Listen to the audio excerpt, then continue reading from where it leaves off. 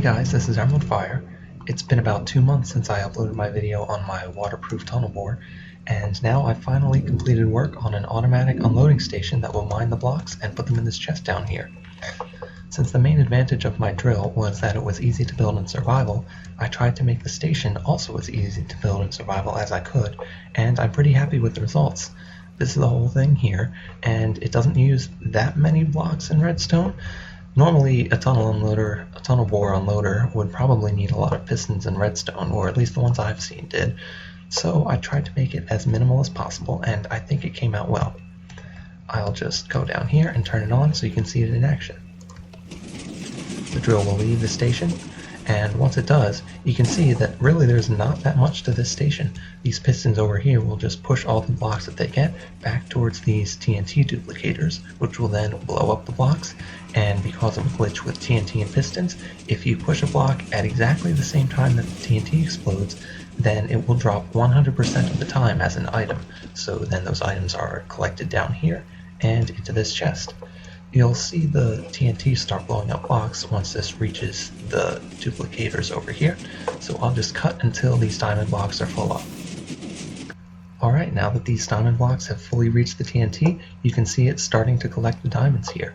As this drill comes back, it will push a new row of diamond blocks into the holster here, whatever it is, then it will push it forward, and a puff of smoke blocked the view of the diamond blocks being turned into diamonds, but yeah. And over on this side, these two rows actually get pushed out twice as much because this comes from both the front and the right side of the drill, so they get pushed out twice every time the drill comes to the station. But they still drop all their diamonds. Right, so as we watch this thing work its magic, I'm going to give credit for everything that went into the making of this station. First of all, I was not the first one to make an automatic unloading station for this tunnel bore. The first one, I believe, was Kakalchanovsky, and then there were several other people who also made tunnel bore unloaders for this. There was Block Creation and Ryguard. They both made automatic unloading and mining stations, and then Rubik's One also made a station that unloads it, but does not actually break the blocks. So there were some other designs. I mean, those were the other designs, but in the other designs, they usually tried to optimize it for speed for unloading this thing.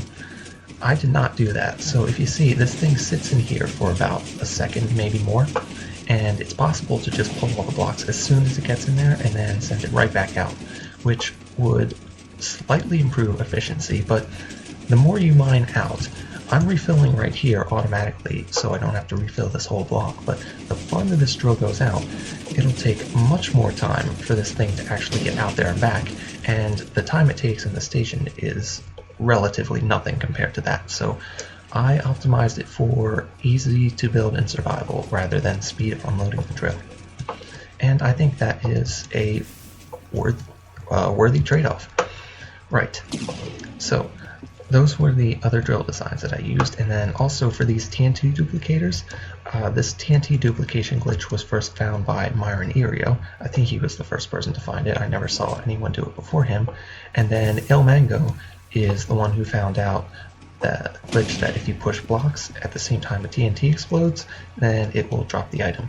Again, I'm not 100% sure that Il Mango was the first person to find this glitch, but he's the first person that I saw it from, so I'm just giving him credit now.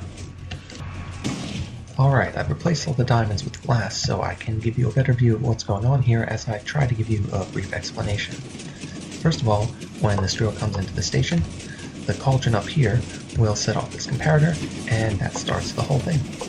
This piston is extended, which pushes these pistons out of the way of this set over here, which will be pushed forward by this piston back here, and they will pull the blocks off the drill. Let's try to get an action shot.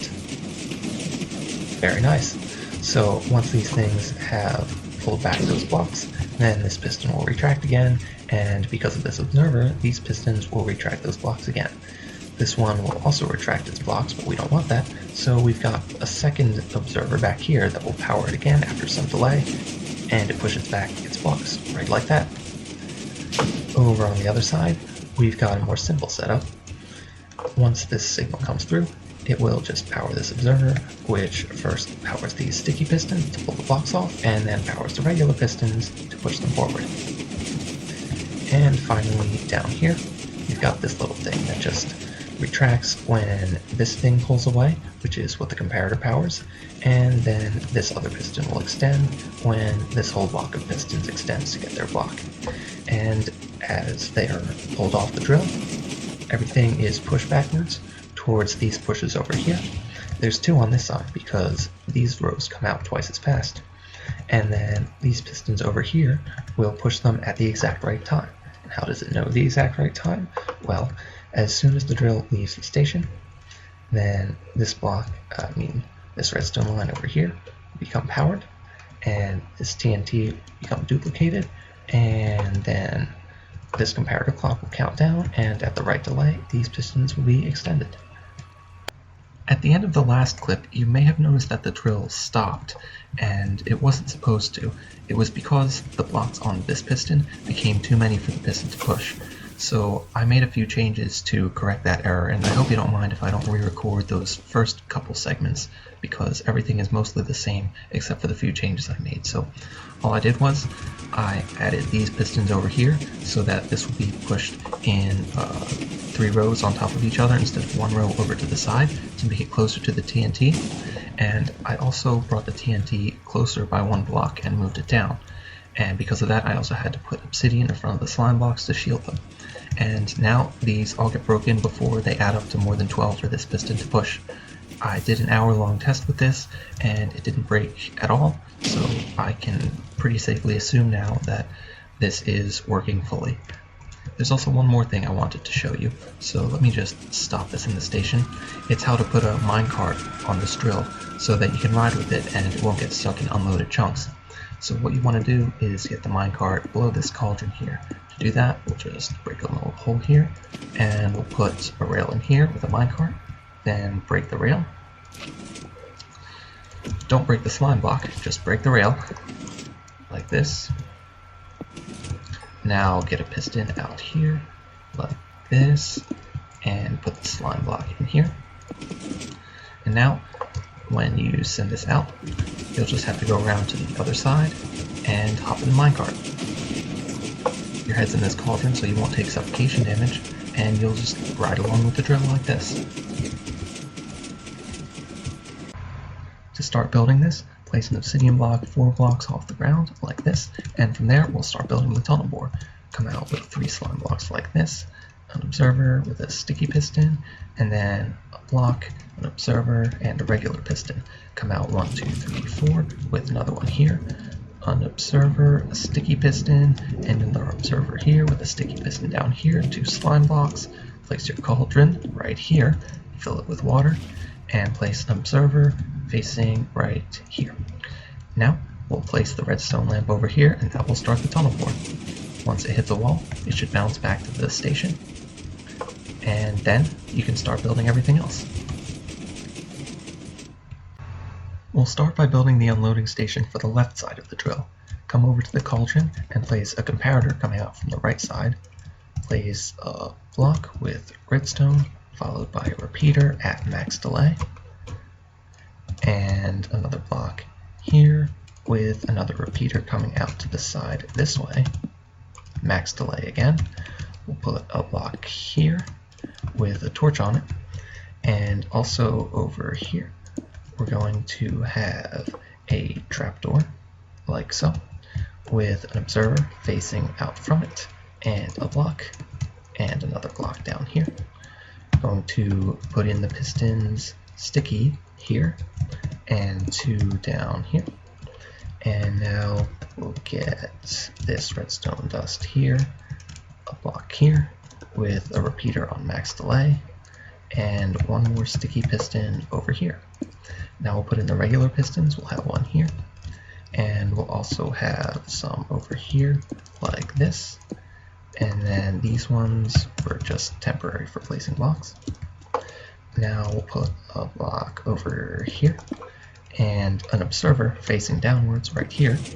Then we're going to get a repeater on max delay over here, another trapdoor behind this observer like that, another observer facing out from this, and finally on this block here, a repeater on 2 ticks.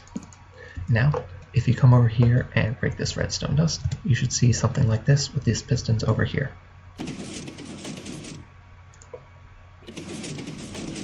And again, make sure that all the pistons are firing. Now we're going to do the other side. Start by placing a slab here with some redstone dust and a sticky piston right here with 3 slime blocks coming down. Get 2 regular pistons right here.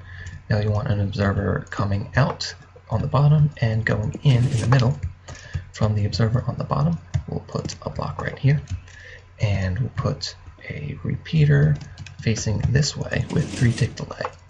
And then we're also going to put another block down here with a repeater coming out this way on max delay, and we're also going to get a redstone block down here.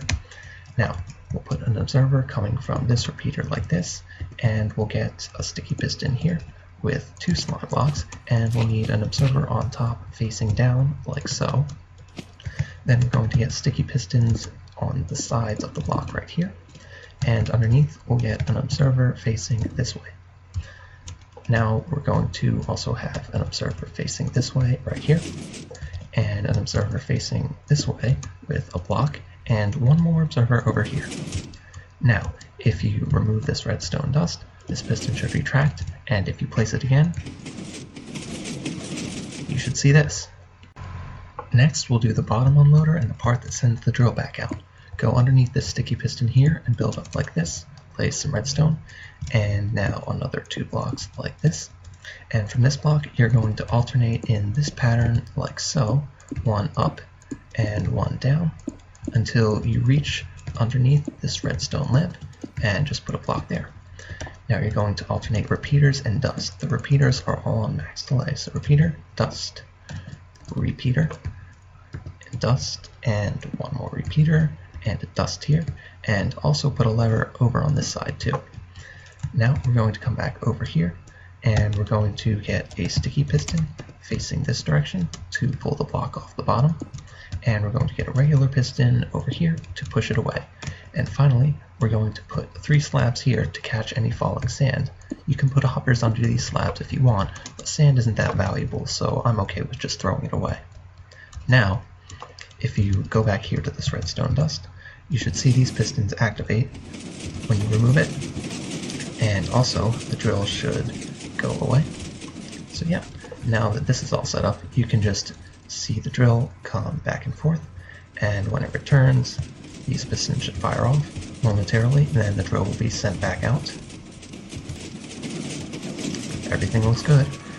Now if you come over here to this lever and pull it, then the next time the drill comes into the station, this redstone lamp won't turn off when this redstone dust turns off, so it will just stay placed.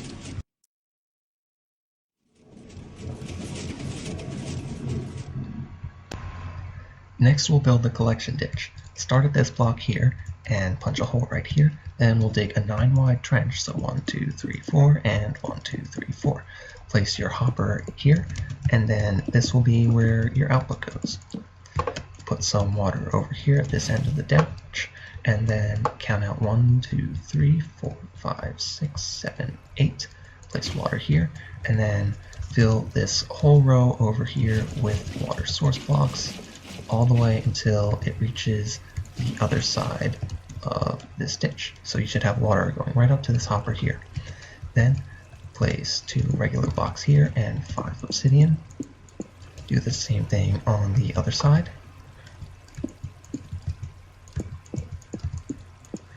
Then go to the middle here, and where the water is not flowing, count over 1, 2, and then place an obsidian block like this, and do the same thing on the other side. That is 1, 2, and an obsidian block right here.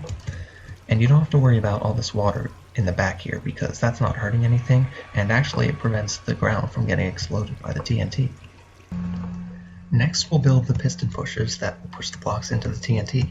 Come over from the comparator and put a block with a torch like this, and another block right here. Then out from this we'll build the comparator block. right over here and build 6 blocks like this, and you can get rid of this one.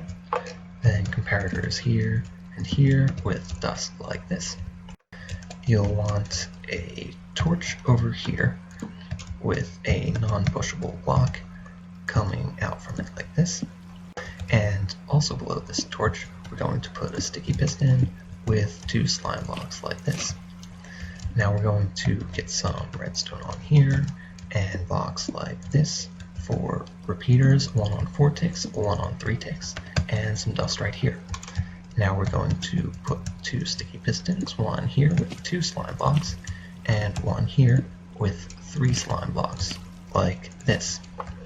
Now we're also going to need to shield these slime blocks from the TNT, so come out and place some obsidian here, and here, and here, like this. Now to prevent the items from getting stuck on top of this obsidian, use a block that has a high blast resistance, like cobblestone, so it doesn't get blown up, like this, and also right here. Now you also need to shield the items on either side from the TNT on the other side, because otherwise they can get destroyed. So you'll come out like this and place 4 like here, and you'll do 3 rows of that like this. Now it's time for the fun part, the TNT duplicators. Start by putting a slab here with some redstone and bring up a chain of blocks like this. Then we're going to go 1, 2, 3, 4, 5, 6, and then 1, 2, 3, and get rid of these. Now put redstone dust on all of those, and we're going to start the duplicators. We'll put sticky pistons on either side of this block at the top, and build out a slime block pattern like this. Then get rid of this block here, and do the same thing on the other side. And get rid of this block here. Put some blocks here and on the other side as well. Then get some detector rails and place them here, here, here, and here. Place some minecarts on those rails on the slime, and now get some TNT next to the rails. And now we're going to add some blocks that'll hold the TNT in place when it's duplicated. So we'll put a non-pushable block here and a regular block over here, and do the same thing on the other side. A non-pushable and a regular. Now, if you power these if you power the pistons, they should duplicate the TNT. There it goes, and it drops down nicely onto the obsidian blocks. Now this thing should be ready to go. I'll clone that thing over to here, like so. And yes, should be good. Just, yeah, well,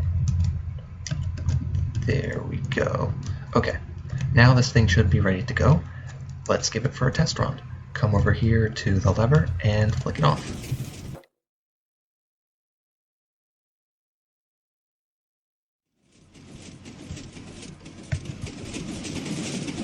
And there go the blocks. So now I'll let this thing fill up. And now the diamonds are flowing. If you remember earlier in this video, I showed you how you can also put a minecart on this board so you can ride along with it. I recommend that you do that also. And now this whole thing is complete, so you can set this up in what I think is a reasonable amount of time, and then just AFK in that drill and automatically mine some diamonds or redstone or any other resources that it might come across. If it ends up hitting obsidian or perhaps a spawner, then it will just come back without anything, and it will just keep looping back and forth because it can never get past that block if it can't pull it with the piston. But if you avoid those things, you know, just by luck or by picking a good location, then you can get a lot of resources with this thing while putting in no effort. And that's it for this video. I want to thank you all for watching. I hope this tutorial was a good enough explanation of everything that's going on here, and I will see you all in the next one.